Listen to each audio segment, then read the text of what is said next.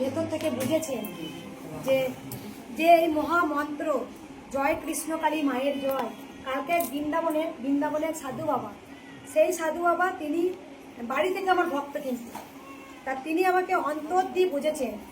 তা সেই বৃন্দাবনের সাধু বাবা তিনি হরিনাম বিলায়, তিনি অনেক জায়গায় হরিনাম করতে যান।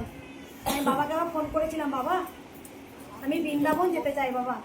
তা বাবা আমাকে বলেছিল, মা রে তোর এখন অনেক কাজ বাকি রয়েছে, তোর হাত দিয়ে মা অনেক কিছু করাবে, অনেক কিছু ভালো কর্ম করাবে, তবেই তোকে কিন্তু নেবে। তা বৃন্দাবন ঘুরতে এলে তুই ঘুরতে আয়, কিন্তু তুই যে এই মহামন্ত্র, তুই যে কৃষ্ণের প্রচার দেশ বিদেশে মানুষের চোখে আলো, তুই আলো ছড়িয়ে দিলি, তাই তুই পেরেছিস মা। তাই দেখো সবাই কিন্তু আমরা অন্ধকারে ডুবে আছি, তাই আমাদের মহামন্ত্র জয় কৃষ্ণকালী মায়ের জয়, এই মহামন্ত্র কিন্তু আমাদের বলতে শেখানো হয়েছে, বলা হয়েছে, আমরা জেনে গেছি। তাই জয় কৃষ্ণকালী মায়ের জয়। বলবাকে রাখো একটু, বাবাও শুনবেন।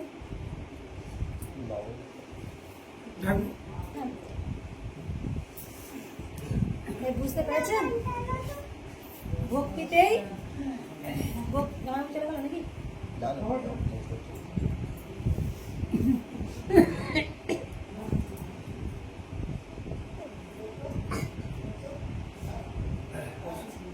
বাবা আমি আপনার কবিতাটা একটু পড়ি। বাবা বাবা লিখেছেন, বলে দিই, বাবা একজন প্রথমে কলেজের প্রফেসর ছিলেন, তারপরে তিনি একজন বড় উকিল হয়েছেন, বাবা এখনও রয়েছেন, প্র্যাকটিস করছেন।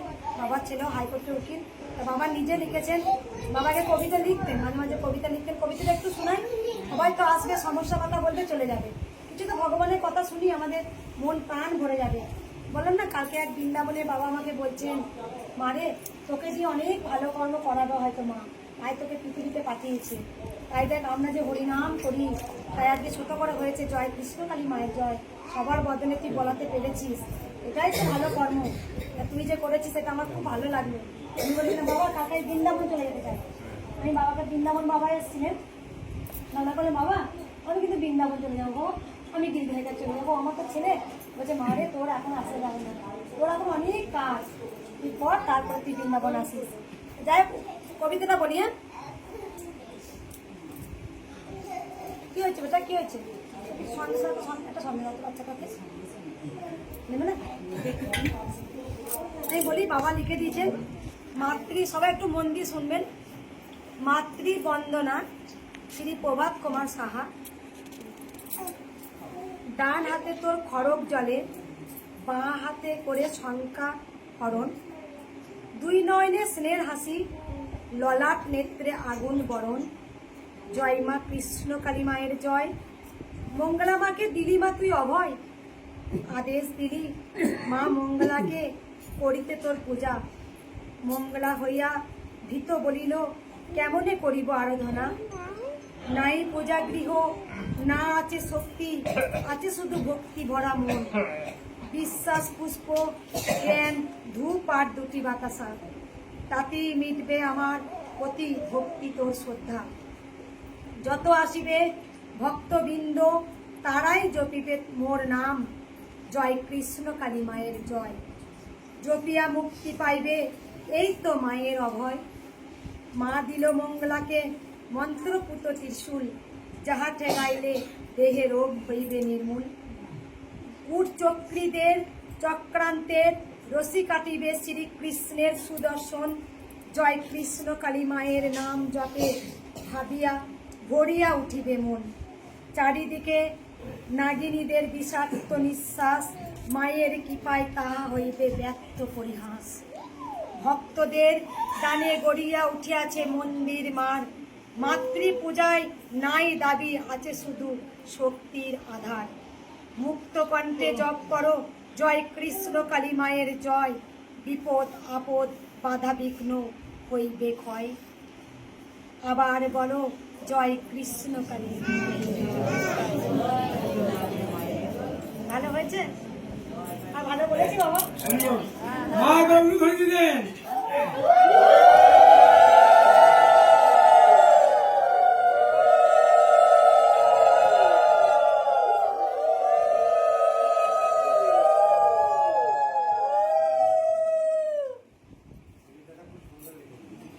লিখেছেন, উকিল বাবা লিখেছেন, তাই কবিতাটা বাবা লিখেছেন। আমি বললাম আগে আমি ছোটোবেলায় যখন পড়াশোনা করতাম তখন কবিতা, তখন আমাদের গো অ্যাজ ইউ লাইক হতো, মানে যেমন খুশি তেমন সাজো, আমার এগুলো ভালো লাগতো। কিছু গান, তারপরে কিছু গান, তারপরে কবিতা বলা, এগুলো আমি বলতে ভালোবাসতাম।